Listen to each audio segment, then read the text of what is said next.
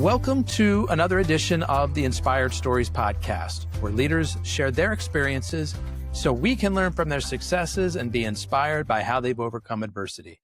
My name is Anthony Codispoti, and today's guest is DeAnna Harner. She is the U.S. Executive Supply Chain and AI Strategist, as well as the Executive Supply Chain and Operations Advisory Lead for America's Manufacturing at Avanade. They are a global provider of Microsoft-focused digital and cloud services, powered by a joint venture between Accenture and Microsoft. They help businesses harness technology and AI to transform their operations, drive efficiency, and unlock new possibilities. She is also the founder, CEO, and executive operations supply chain strategist for RPE Solutions, where she works with executives to drive transformation across industries. She has over 25 years of experience leading supply chain transformations for Fortune 100 organizations. Along the way, she introduced breakthrough approaches like the Tariff Navigator to help companies mitigate cost and boost performance. She is also a published thought leader, having contributed to industry publications and spoken at top conferences. Now, before we get into all that good stuff, today's episode is brought to you by my company, Add Back Benefits Agency, where we offer very specific and unique employee benefits that are both great for your team and fiscally optimized for your bottom line. Imagine being able to give your manufacturing and retail employees free access to doctors, therapists, and prescription medications. And here's the fun part. The program actually puts more money into your employees' pockets, and the company's too. One recent client was able to increase net profits by $900 per employee per year. Results vary for each company, and some organizations may not be eligible. To find out if your company qualifies, contact us today at addbackbenefits.com. All right, back to our guest today, founder of RPE Solutions, DeAnna Harner. Thanks for making the time to share your story today. Hi, Anthony. Glad to be here. Happy Friday. Happy Friday. All right. So, DeAnna, I'd like to understand your career arc just a little bit before we talk about present day. You graduated from college with a degree in human resources, specifically for the hospitality industry, but it looks like you pretty quickly found your way into operations, supply chain, logistics, something very different than what you went to school for. How did that first happen? Well, at 18, we know everything, right? I did. I remember very clearly. Nothing's changed from my 18-year-old self to myself today. So I thought I would be in hotel and restaurant management. It was just a degree in hospitality, and I really wanted to be a hotel manager. So I worked for the Four Seasons, Holiday Inn, all through college. And then I took a job working at the O'Hare Hilton, managing the front desk. They had 900 rooms, and they would go from 0% occupancy to 100% occupancy thanks to the O'Hare Airport.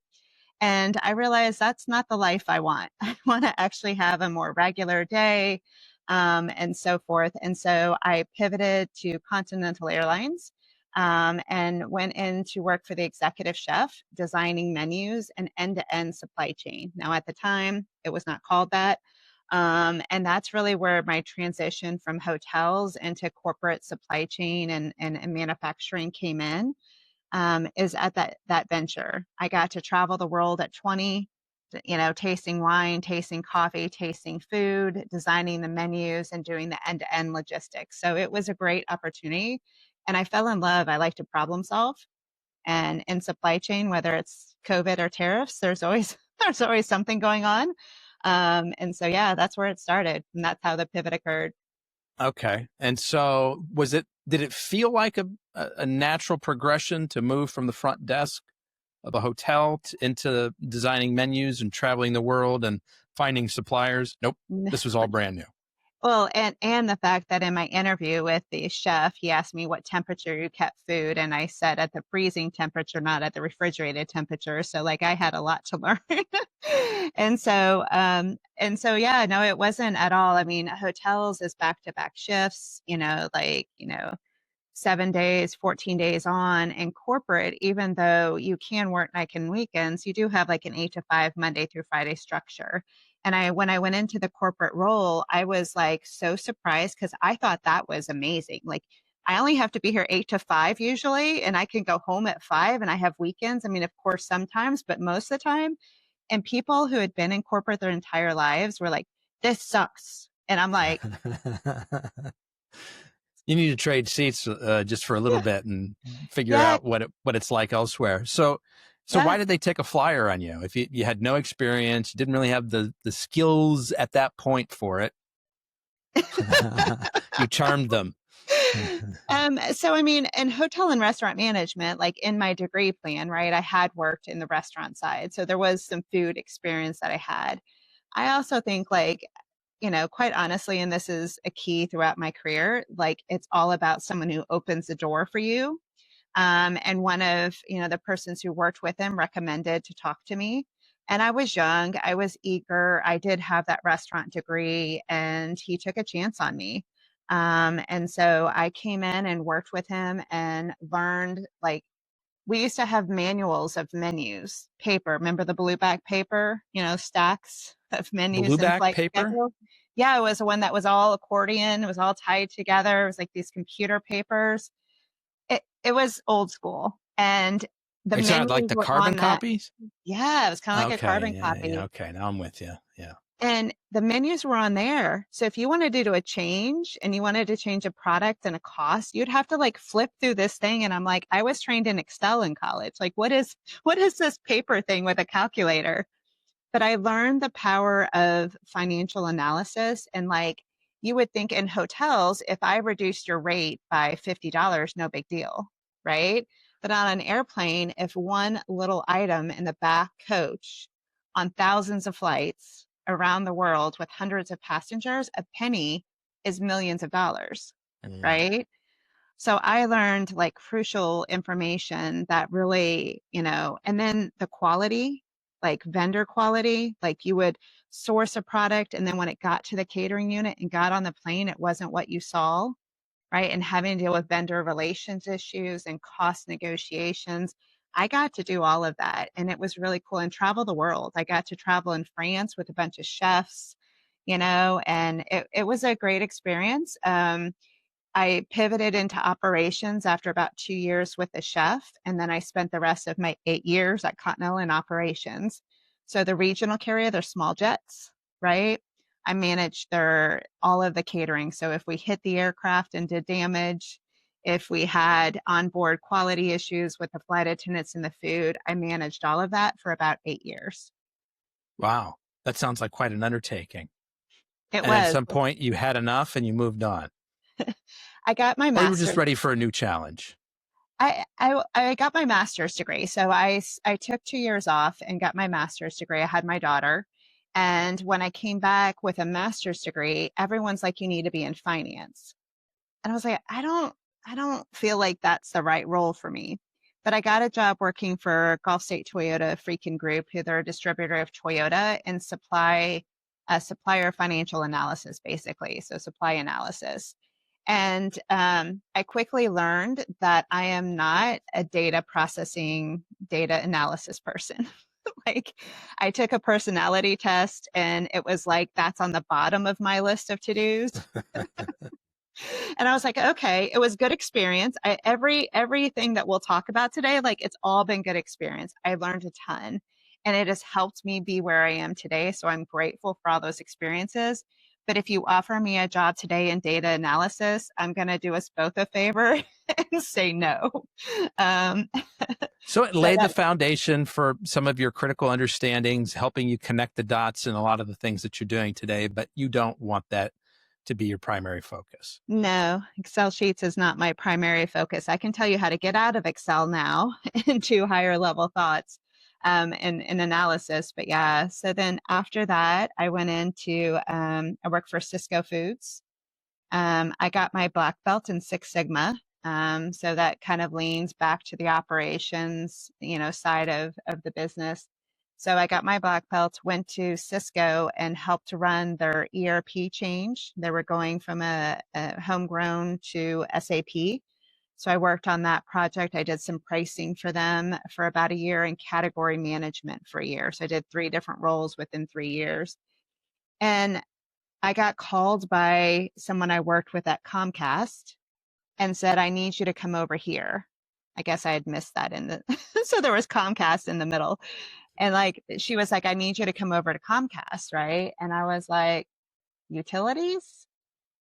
I Yeah. don't know. This doesn't seem like a good fit from Cisco and all this other stuff.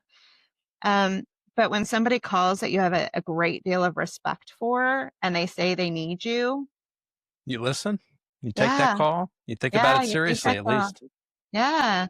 And it was a great experience because when you work for someone who you don't have to worry about them, you know they have your back and they're going to let you fly and soar and do what you do. Like that was a great experience because I could just go in and be my authentic self, do what I needed to do, and not have the fear of leadership coming back and be like, why would you do that? Well, I it's the think right thing that's, to do. yeah, that's so powerful, DeAnna. I'm glad that you shared that because, I've seen this with myself, different opportunities, different doors that have opened with so many of my friends who are in between jobs and they're looking. It so often comes from somebody in your network, relationship that you have, somebody who knows you, knows what you're capable of. And in this case, you weren't looking for something, you were Yep. gainfully employed, but it was somebody that you respected so much that you were like, all right, I'm going to pay attention to this and I'm going to step out.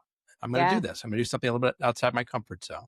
I talk to a lot of people who are in between work, right? Either got laid off or, whatever the case is. There's a lot of that, unfortunately, right now. And I talk to students coming out and I tell them all network like you're unemployed. Like, even if you're employed, I still network, fearlessly and often and ask anyone for a coffee chat, right? And you're either going to become my client, my boss, or someone I enjoy time with, right? Like maybe we just have this time and we don't talk again, but it was a great time. And the reason I say that is exactly what the point you made is like my network has gotten me every open door. Now I have to walk through it and kick butt, right? I have to show up and deliver, but those doors have always been opened in every role I've had by someone I know. And so it doesn't always work that way. Some people's career is like, very different than mine, but in mine, it's my network. And so I think it's extremely important to have a strong network that you can call on. So you have this long experience of corporate America, good roles, different kinds of roles, gaining all kinds of great experience. And then at some point you decide you want to step out of what I'm going to call a comfort zone, great benefits, right? The security of, big corporations, and you step out into consulting. What was the Mhm. impetus behind that? Yeah. I was really frustrated and wanted to like I was frustrated in the fact that I thought I had been an internal consultant and just kind of switch companies every 3 years I would go in and fix it and then go in and fix it and go in and fix it. And so I was like, why can't I do this like for one company, one W-2, right? And just do multiple clients, right? Work for different clients and do the same thing and then go to the next one, but have the same payroll and the same paycheck, right? And so the idea came to me, and I talked to some friends that were in consulting. They were like a small boutique firm and said, yeah, you should come. We need your skill. We need this experience. And so it was a huge leap.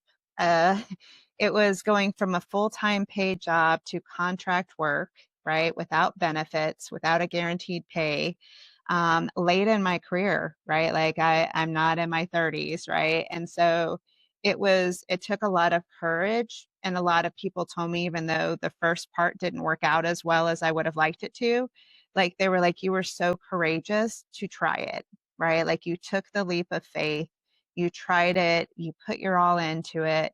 And so, you can regret parts of it and wish parts of it went differently. But standing here 3 years later and getting to talk to clients and getting to like really bond and be like, we can do this together, you know, show up together and get things done. I love that. That part of consulting is why I came in. Um, but yeah, it was quite the leap of faith and it wasn't smooth, but here we are 3 years later and I'm like, okay, I learned a heck of a lot. So Did you feel like you were well prepared for that kind of work? No. no, not well prepared for the changes and the pay and the project work. So like if you work for like a full-time consulting firm, you get a paycheck, right? But when you're an independent consultant, there's no guarantee. I could work with you for 3 months working on a deal and then you don't sign it and I don't get any pay. And then I have to work the next deal and hope they sign it. And so I wasn't prepared for that. Right. And so, and having worked in corporate America and like, you do a good job, you get paid, right? Hopefully, most of the time. To go to that type of work structure was very challenging for my mind and my finances and everything. So, what I decided after 2 years of being an independent consultant with RPE, I wanted to work for a firm. So, that's when I pivoted to Avanade. So, Avanade, as you mentioned in the opening, is owned by Microsoft and Accenture, two really well known companies, and created 25 years ago. And they said, hey, I need someone to come in and talk about widgets. Please, me. And I got hired on and, did a lot of, I've done a lot of cool things in the year I've been there. Widgets. What specifically did they want you to talk about? So I call it widgets because anything in supply chain is a widget, whether it's Walmart and you've got stuff on the shelf, if you're making light switches for a manufacturing company, if you're Cisco and you're delivering product to restaurants, you're handling a widget, right? You may have made the widget or you're distributing the widget. So I've worked across from cable reels at Comcast to, bananas at Cisco to cars at Toyota. So I just call it all widgets.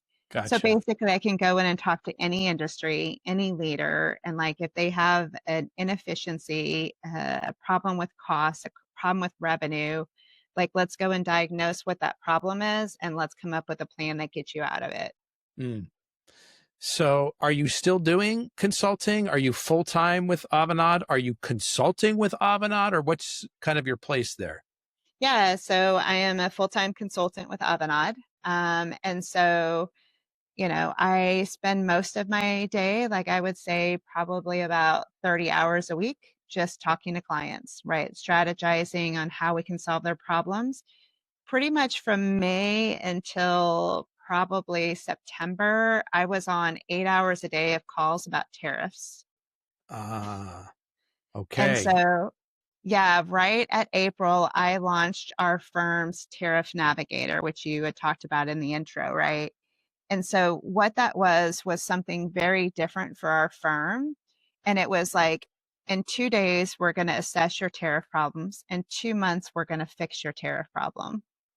And using Microsoft that you already own, right? And so we're going to come up with a data layer to make it all transformed and ready, right? We're going to put an agent on top of it, an AI agent on top of it to help your team be more agile in dealing with tariffs. And so I spent like most of this year just talking tariffs. So if you want to talk about HTS codes and nerd out, we can. We don't have to, but like it was a ton of conversation around that because that was the biggest problem this year in business, right? It's still impacting businesses today. So that claim that you just made, we're going to fix your tariffs in 2 months. What do you mean by fix them? Yeah. So most of the problems with tariffs is I don't know what my HTS code is. I can't tie it to the government data. Early on, it was the government would change its mind every couple of days, and I would have to reassess my cost impact. And all of that was manual. They had war rooms, right, and large retailers and manufacturing firms that were just trying to figure out with the new law, like what does that impact my cost? And because their data was, most companies' data is not in a good state, they didn't know that information. They couldn't be agile in saying what even the impact was. So our solution would take all of their data, tie it to the government system, and be able to say, okay, based on yesterday's new government law, right, here's your new impact on your items. Well, now that I know my impact, what can I do about it? Right? Am I going to look to distribute differently? Right? I have everything in China. Am I going to move it to Mexico? Am I going to just distribute it different or I'm going to manufacture it different? Is it I'm buying, if I'm a CPG company, I'm buying electronics? Maybe I'm going to buy from someone other than China, right? Find someone in Taiwan that I can buy this electronic from. And so those are the things that it would do. It would sit on top of the data layer we would create, and it would help them tie that information and be able to talk and chat like, what should I do now? right? Here's the impact. What do I do? So I've imported a lot of products in the past, and there was that problem of, trying to figure out what our tariff code was. And it's not always clear. I've got, this pen, but, this pen, it might be under one tariff code if it's plastic, another one if it's metal, but if there's glass parts in it, it's completely different. Yep. And it was mind numbing to try to figure out. And I remember some of my peers, they would look for a tariff code that was directionally accurate, that maybe was more favorable to them. Was there any of this kind of work going on? Like, So is there some flexibility, some leeway in those codes? there's not supposed to be if you talk to the US government. But I think quite honestly, like you may not know all that information. And so, you're using your best information you have. Maybe you're buying it from a supplier and the supplier is telling you certain things. They didn't tell you glass was in it. So you're assuming glass isn't in it, right? Because that indicator is not in your supplier records. Um, but the government like started going into large retailers and manufacturers when they would change HTS codes. They would be notified, the government was notified, and they would come in and audit the companies. So early on, companies were very conservative in making any changes to what they had had in the past, unless they found it was like really, really wrong, right? Okay. And they could justify that it was wrong and it was just an error in their data processing and they needed to update it. So most companies were just looking to fill in the gaps. Most of them just had gaps. Like we dealt with this one electronics distributor, right? In components, they put electronic components together. They created new parts, like 1,000 a week, just based on new assemblies of parts. And so knowing what all the HTS codes that went into those new parts and getting those updated when the tariff changes every 2 days, like that is administratively horrible. So like that's what we were able to go in and be like, okay, well, let's automate some of that and then tell your trade compliance person, here's what we found that's a similar code in your system, right? Here's what we recommend the tariff code be. Do you agree? Yes or no? And then update their ERP versus manually trying to figure it out like you probably did in the export business, right? Yeah. And so I think this is a really good conversation to highlight, because whether you're in favor of tariffs, you think that they're good, or you're against the tariffs, you think that they're bad, the part that doesn't get talked about enough is what you're highlighting here, DeAnna, is the disruption that it causes in day-to-day business. Yes. All of this effort that you've had to put into it, all of the folks that you've had to interact with at your client companies, they have taken their focus off of things that would have helped to grow their business, expand into new products, whatever it is. Cost And negotiations, and now they have to focus all of this time and energy on not just a law that changed once, but changes from day to day and week to week and month to month and tweet to tweet. And without stability, I'm hearing this over and over and over again from my guests, even the ones who benefit from tariffs being in place, they're like, the lack of predictability is killing us. We can't plan, and that doesn't make us comfortable to invest. And then it has this trickle down effect. And you're nodding your head like, of course, you understand all this. You've got a better front row seat to it than anybody. Yeah, it's exactly that. And like whether you're for or against tariffs, I totally agree. Like I'm agnostic. I've talked about it so much. I don't have an opinion. But it was the instability, it was the constant change. You would have executives and high level people at companies in war rooms trying to figure this out. They would come up with their new strategy, right, of how they were going to try to buy products from different suppliers to try and offset some of the new costs, right? You can't avoid it, but you could try to offset it. And they weren't focused on the things that matter, right? And they were just focused on this. And then what happens? They've spent 2 weeks to do this. They implement it, and 2 weeks later it changes, and they have to go through that entire process over again because it was manual, it was in Excel sheets, and it wasn't tied back to anything that they could redo it quickly. And so that was like the drain. So now 10 months in, you know, companies are still struggling with that. They're still doing it manually, right? But now they're like, okay, this is here to stay for at least the next couple of years. Now I have to start looking at even beyond this stuff that I'm managing. Am I going to change out of China? Like, is China really a good next 3-year plan? And a lot of companies now are pivoting, right? Where But are the they pivoting challenge is to? What are some of uh, the most common domains you see them going to? North America. Mhm. Yeah, Latin America, North America, Canada.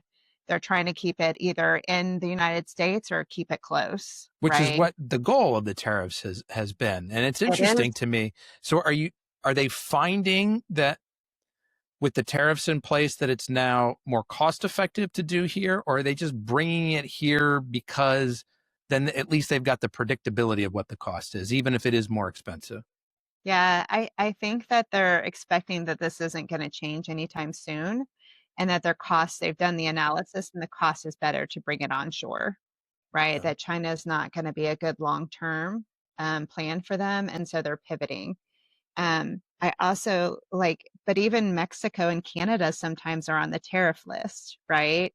But the companies can't totally avoid that. They're just hoping that Mexico and Canada is not as high as China, Hmm. right? Because they all know that the labor rates in the US are too high. The cost to build new facilities in the US, if you're talking about like a distributor or manufacturing, those are extremely high capital costs. They're already down in their revenue because of tariffs, right? And now you're asking you to put a huge capital investment to bring it back to the US and increase labor rates. And they're like companies, some companies have shut down, lots of layoffs, like they're trying to figure this out. So it definitely has a trickle through effect, right? In all of the different areas we've described. Um, but you know, most of them are doing what they can. But I have to tell you, it takes me back to COVID. How As a so? supply chain leader during COVID, we learned that you didn't know what was going to happen day to day, Yeah. right? COVID, was it going to be closed? Were we going to be open? Were shipments coming in? Were shipments not coming in? That went on for 2 years, right? Very similar in the unknowns of the tariff situation. And systems were broken, data was broken, right? We didn't have the ability to make those decisions quickly, like I was talking in the tariff navigator approach. And it's like, fast forward it several years and we still have the same problem with this economic disruptor. So when I talk, I bring that up because I want leaders to spend the time now to fix the agility problem, right?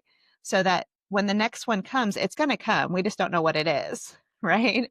There's going to be another disruptor that comes at some point. Like, let's get our stuff in order so that when it comes, we can be agile, right? We may not like it. We may lose some revenue, but like we could respond faster. What do you mean get our stuff in order? What does that look like? Because we don't know what the next disruptor is going to be, so we can't proactively build the next tariff navigator because we don't know what Right. it's going to be. Yeah. Data insights. Both tariff and COVID, I needed data insights quick. I needed to know where my inventory was, where my supply shipments were, what my alternative suppliers were, how I could pivot, right? When we're talking supply chain, if logistics was a challenge, I couldn't get the shipment right from China, like what were my alternative logistics options? And if you have data that's transformed and you have real time key insights, I can do what if scenarios, right? I can do what if scenarios all day. Like, what if this happens? What if that happens? But most of the time, what I have found in both of these disruptors, it's the data and the lack of real time insights that makes this so challenging. So is it that the data doesn't exist, or is it that the data is so hard to interpret? Like the data is already there, but it's just not in a format that you can make sense of it. Most of the time, it's because I have multiple ERC systems. I have multiple SaaS pricing systems. I have all of this disparate systems, and I don't have a data lake, a data warehouse, whatever you want to call that data fabric layer, right? I don't have that. And so all of my disparate systems, from the sales team to HR to operations, all of those are in different systems. I don't have a unified place. And when I do have a unified place, is it accurate? Right? So maybe my people are putting in the delivery dates incorrectly, so I have bad data going in.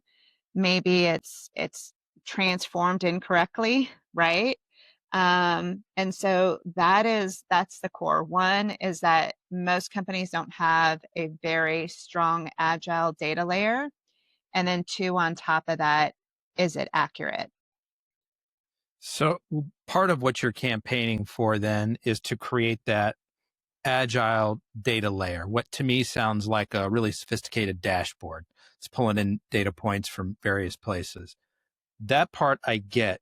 How do you fix the bad data input? Somebody, fat fingering something on an input. If I can share a story of what I did.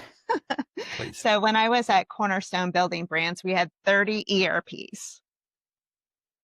Why? First, why? We grew through merger and acquisitions. It's not uncommon. I've talked to a client that had 300. I thought I had a lot. And then I was like, okay, there's worse out there. But yeah, so 30 ERPs. Just within our Windows division, we had 8 ERPs.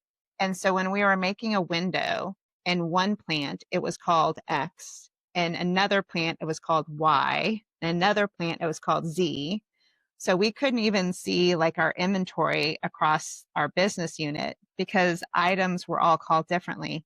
I still talk to clients just this week that have the same item master rationalization challenge. So you have multiple ERPs, you have IT, inability to really, like, ERP transformations. One of the things Avanade does, it is the hardest thing to do at an organization. I did it with Cisco Foods, right? It is hard. And so a lot of times they just don't do it. So they have these 30 ERPs. And so then it's like, how do you do that data layer? Like, who owns it? And I published an article not too long ago about data as the unsexy work corporations don't want to talk about. CEOs don't want to talk about data. They shouldn't have to.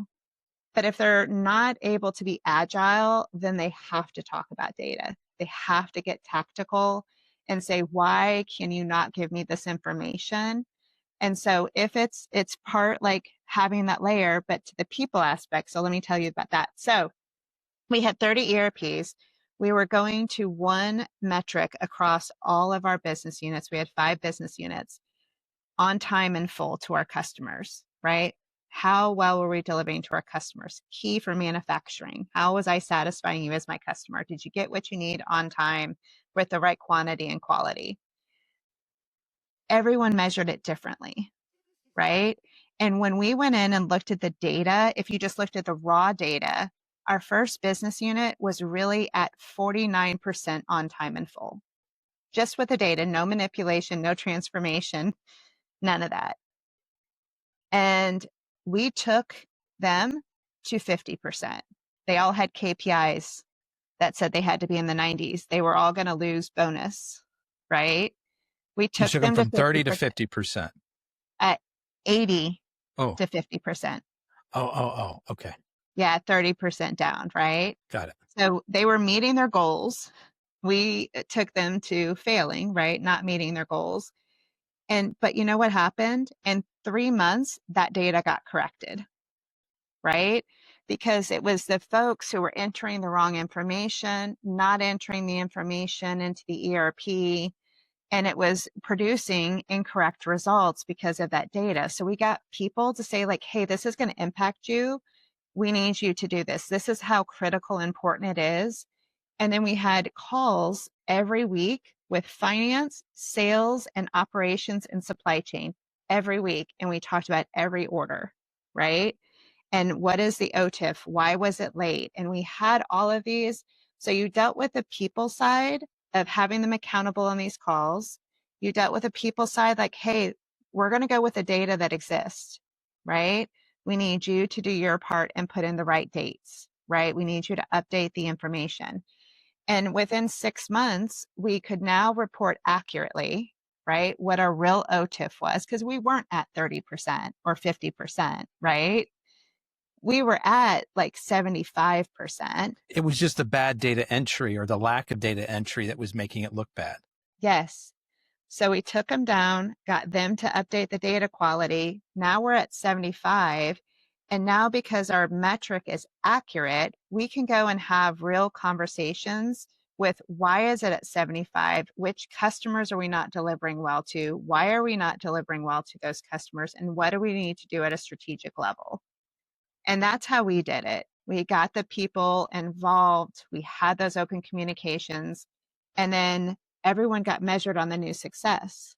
Was it hard to identify that bad data entry was the first problem that needed to be fixed, or was that pretty obvious? Within a couple of weeks, it was pretty obvious. We spent 2 weeks just arguing internally about what field in Oracle had the right customer promise date. And that began to highlight, okay, this is, if you can't easily say this field in Oracle is your customer promise date, this is your customer due date, and everyone has a different opinion, that already highlights that this is, it's a people and process data issue. And we need to fix that. We need to agree as an organization, everyone's going to use this field. This is what that field's going to mean. Everyone's going to do this field. This is what that means. Training and awareness, and also bringing the metric to what it really was with the data. Fascinating. Okay, so tariffs, we talked about agile data, getting ready for the next big disruptor. Who knows what it's going to be? Yeah. Talk to us about how AI figures into everything that you're doing. Yeah, so our firm is focused on AI. So right now, even with the tariffs, it was an AI conversation, right? And so what you hear a lot in the media, right, is that, it's going to take your jobs, and not just the media. I've been on conference floors where people are like, it's going to take your job. And so like there's that fear of it's taking your job and all of that. My perspective is this: every technology change that has happened in our careers, right? Whether it's a desktop to a laptop to a cell phone, right? Whether it's RPA to AI, there's changes that occur. They're usually not massive changes, and new jobs come out of them, right? So, when you weren't doing desktops, you were making laptops. So the workforce changed to that, right? RPA was a big thing, robotic process automation. Now it's AI. Will AI impact some roles? Yes, not at a very high speed. We've been talking about it for over a year, and most companies are still at the beginning stages.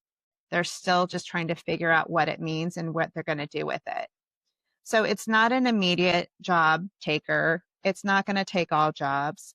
And what I always tell folks who are on the scared side, it's like upskill yourself. Learn how to prompt. No matter what your job is, if you're HR, if you're finance, prompting is going to be necessary, like how to get the right information out of the chat so that it doesn't give you the bogus information that we all talk about, right? That it gives you good information because you've asked the right questions, you've put the right parameters. That's what we should be worried about and doing with our time, not that it's going to take our job. Because the other piece of it is what we talked about with data. We don't have to go into that again. But if I sit an agent on top of bad data, I get bad results, right? There's no bad silver input bullet. equals bad output. Exactly. So what roles, what areas are you seeing that AI is currently having an impact on jobs? And where do you think sort of that next layer of jobs that are perhaps at risk? Yeah. I think the initial ones, so first of all, like the chat bots, that we have Chat GPT and Copilot that's on Teams and Outlook and stuff like that. Those are productivity AI tools. Those are likely not going to reduce jobs. It's going to make you maybe work less hours or maybe do different tasks. The AI agents is what we're talking about when we talk about like a digital twin, like someone who can do what you do beside you and take some of that work off you. And at some point, if I have enough of you and I have enough agents, I don't need all of you, right? That's when the workforce reductions start.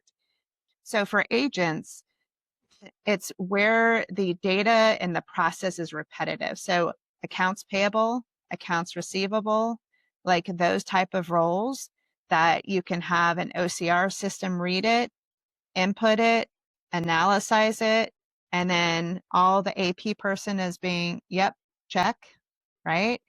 Data entry, those type of roles are definitely the best case where AI is a quick fix. Not even a quick fix, but a quicker fix.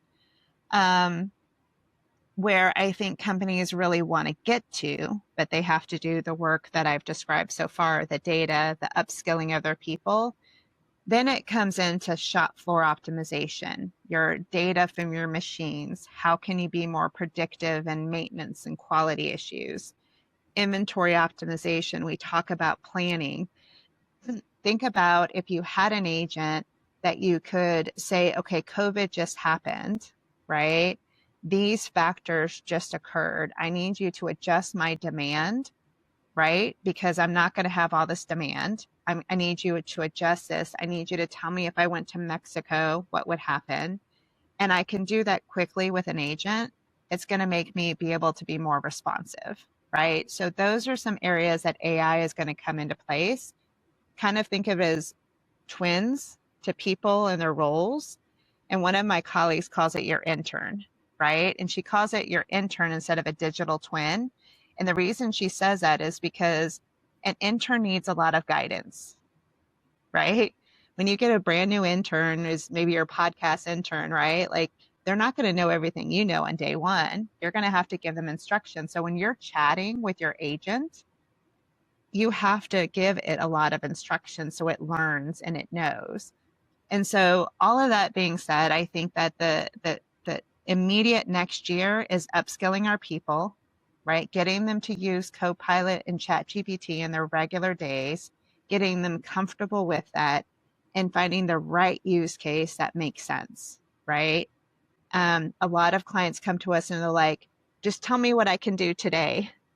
And I'm like, you've been doing this a long time. Like there's nothing that's going to fix it today. There's no out of the box that fixes things, right? Like it's all like consulting, finding out what your problem is, and then making something that works for you. That could be multiple things put together, right? An agent could be part of that. So that's my perspective. I think that AI will impact jobs, but it's not going to be immediate. And there's a curve that you can go along with it to be prepared. So it's an interesting perspective because I've certainly talked with a lot of folks who, let's talk about computer programmers. They're like, I used to need 10. Now I need 2. Yeah. And I'm, good friends, like kids graduating from college with degrees in computer science, can't find jobs.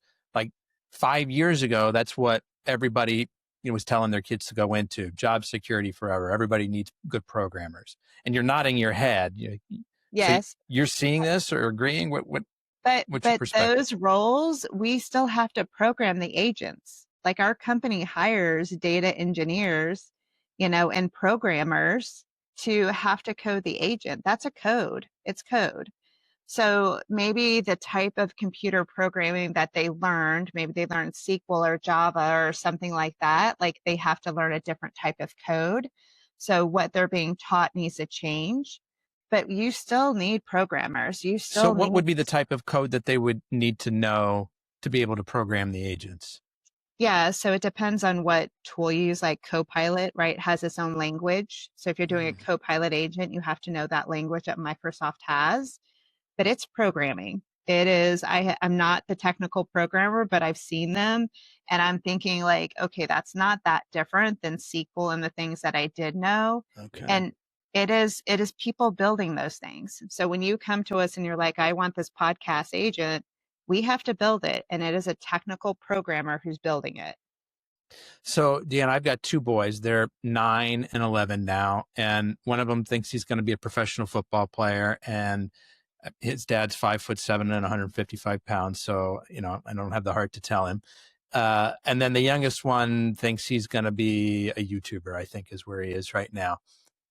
They've got kid dreams, which is fine. I love it. Yeah. Yeah. But, as, like I said, as parents 5-10 years ago, like, hey, I knew the professions that, had needs. Now I don't know, what the world's going to be like in 2 years, let alone, 10 or 15 when they're out in the workforce. What, from your perspective, where you sit, the view that you have of the world, what kind of coaching would you offer? I would see what you as a person would not go away from, right? If you go to a five-star restaurant, right, and you're paying hundreds of dollars for your meal, do you want a robot to serve you, right? Do you want to chat with something on your desk? If you're, on a flight, right? Do you want those flight attendants do you want to chat with an agent? Maybe yes, right? But I think there's a lot of personal interactions that is done in the workforce, right?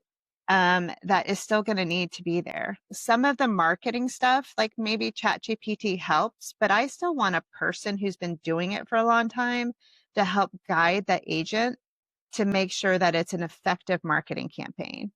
I do LinkedIn posts and I use ChatGPT, right, to tell me which is the algorithm that's going to pull this up. It's not always right. I have to help coach it too, based on my experience of what works.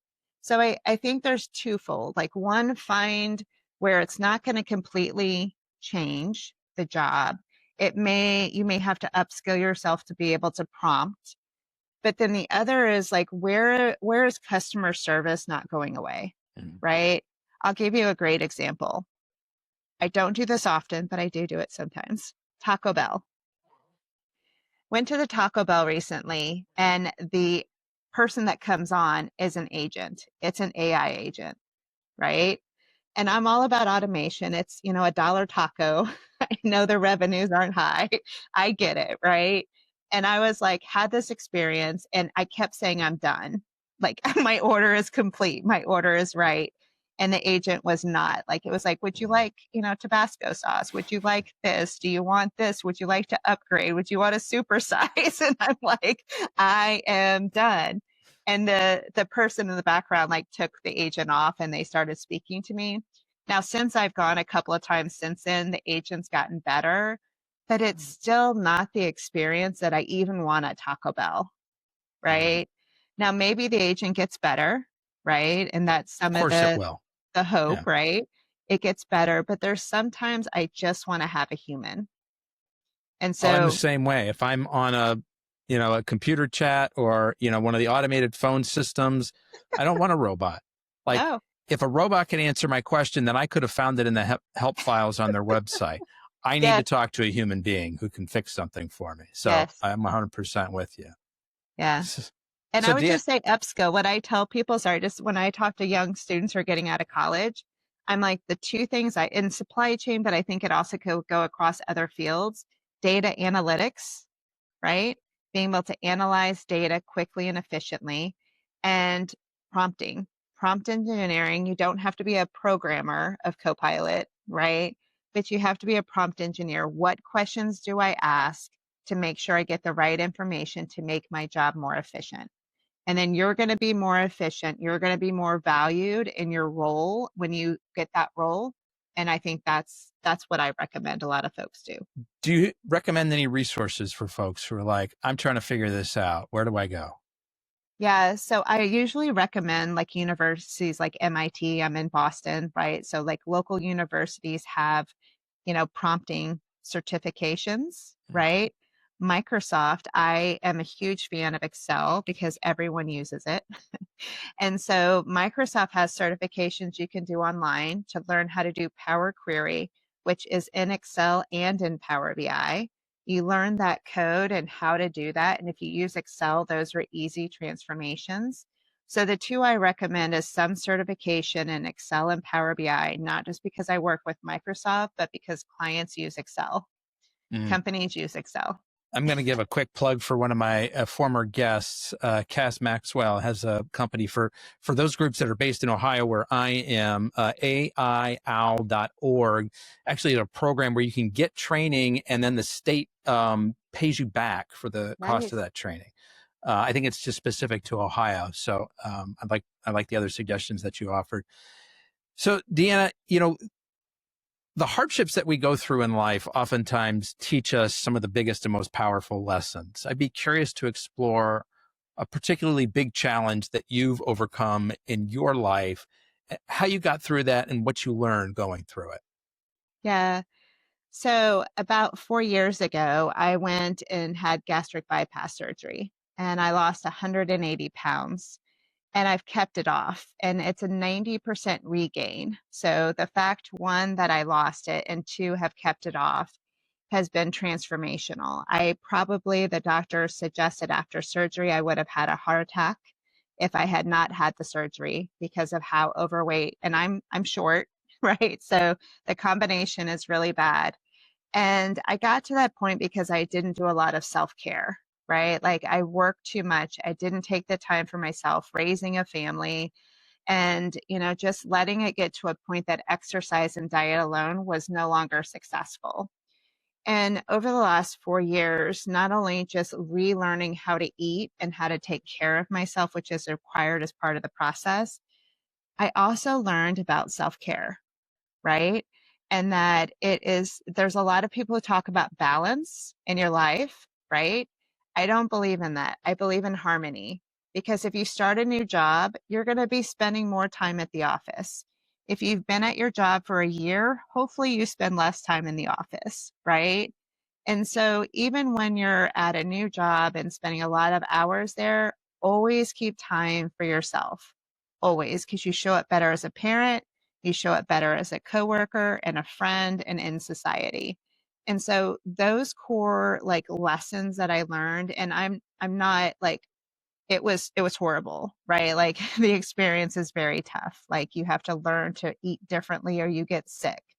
I've passed You're out talking and about been the experience coming out of the bypass surgery the bypass is surgery. tough. Yeah, Yeah. because Yeah. your stomach goes from 30 ounces to 3 ounces and you can't eat large quantities. You have to eat an ounce at a time and wait, an ounce at a time and wait, or you actually lose the food. Wow. And that is very difficult to learn if you've been enjoying food like at a normal pace your entire life, right? The other thing is because vitamin deficiency is very common, I went through a low iron period for about 8 months and could not find a solution. It was causing me that, and dehydration was causing me to pass out. I passed out 4 times and ended up in the ER. Before I went to a cardiologist and a cancer doctor, and I had to cry to the cancer doctor. And I said, please do not let me leave here without a solution. I said, I cannot get out of bed. My energy level is so low. And the insurance companies, I don't want to get into it, but like, you know how that works. They wanted me to take something. It wasn't effective. I was there to see a follow up. And I was like, you have got to get them to give me the one that works. I can't go through this anymore. So a lot of doctors helping. I talked to a doctor in Costa Rica who tied it back to my bypass surgery because of the dehydration and the low iron. And so now, like, I am exercise, drinking water, eating right.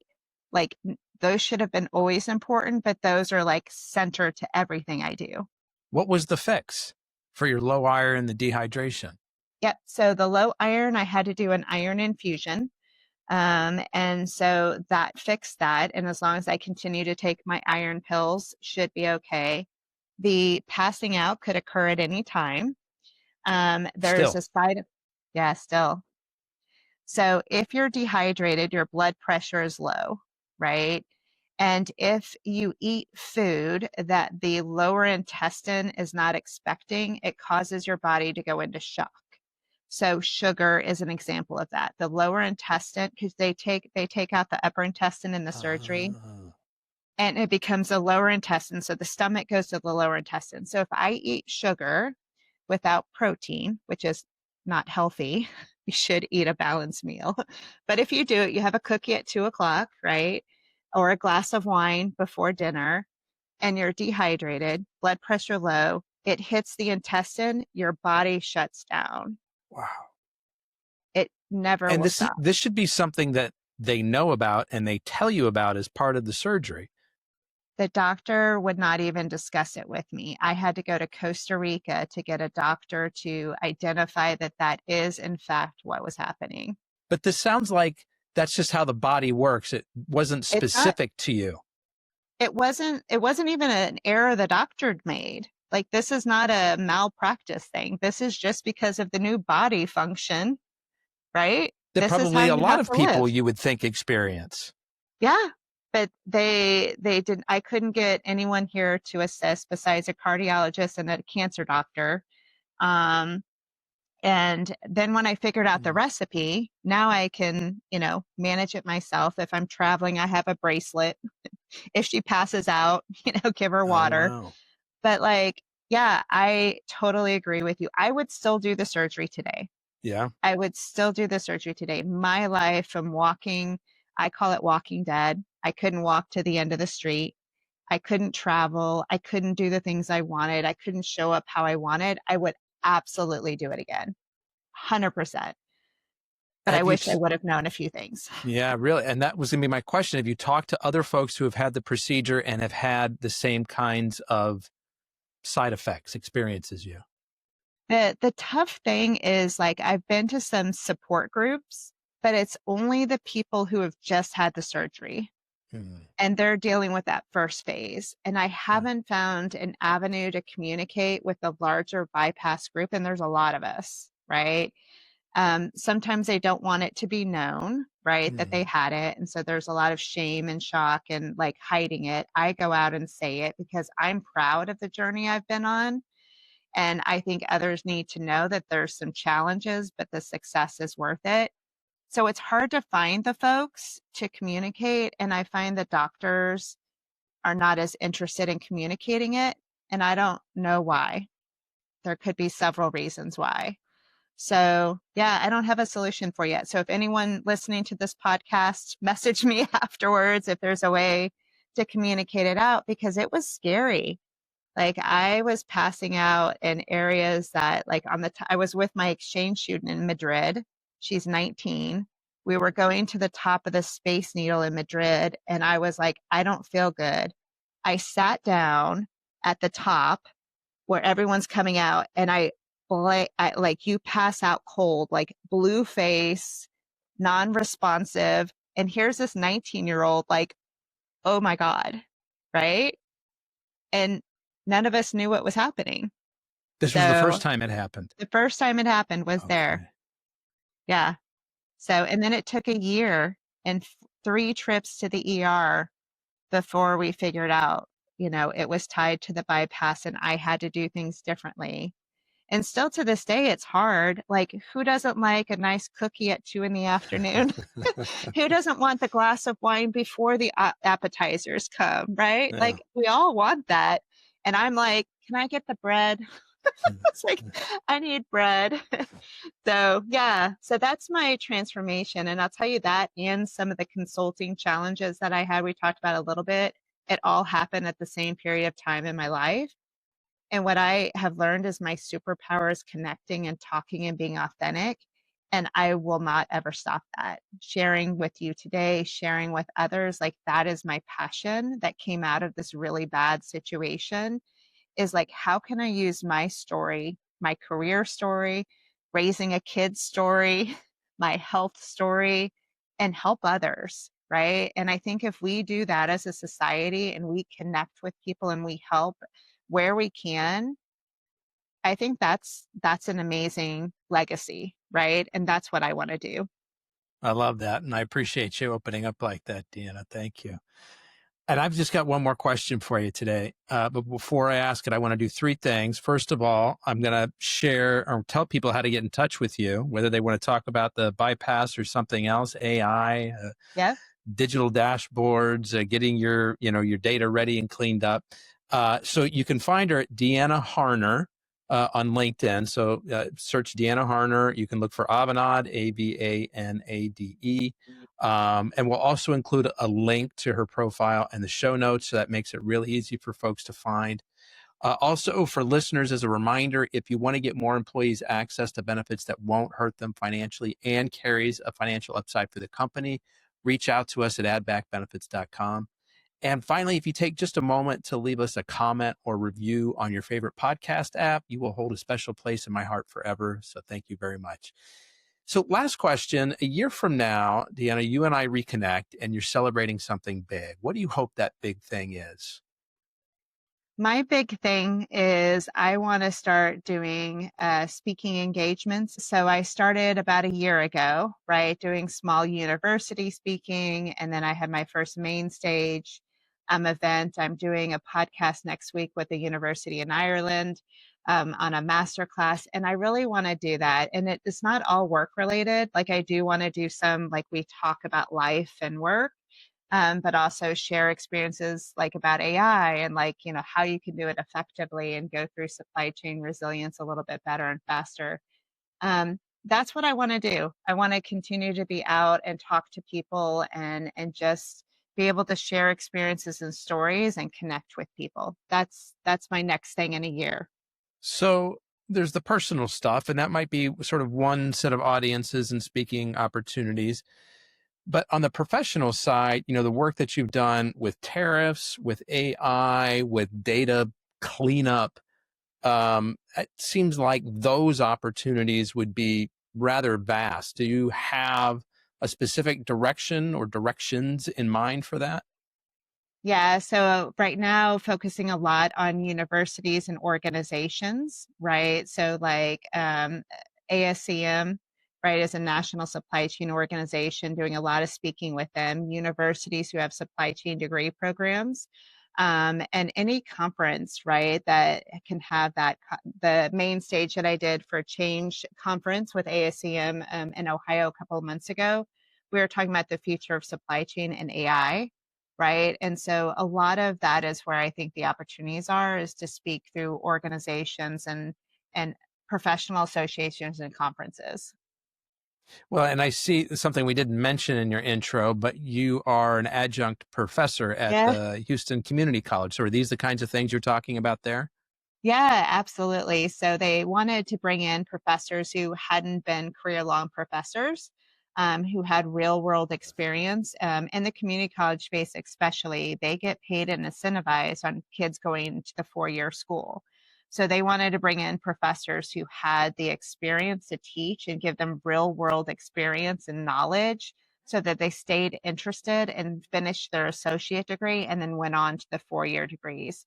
So I was hired, to have these conversations with students to talk about the real world. The real world in supply chain is you have to know Excel. Every role, you have to know it, right? And so like know that, like learn it. And then in your first week, you're going to impress your boss, right? And they're gonna be like, wow, what the heck was that? It took me 40 hours last week to do that, and you did it in 4. So it's taking those insights that we kind of talked about in my career that I talk to clients about and translating that to future leaders and how they can then take that information and apply it in their education and then hopefully, obviously, in their career. DeAnna Harner from Avanade and RPE Solutions. I want to be the first to thank you for sharing both your time and your story with us today. I really appreciate it. Thank you, Anthony. I appreciate your time. Folks, that's a wrap on another episode of the Inspired Stories podcast. Thanks for learning with us today.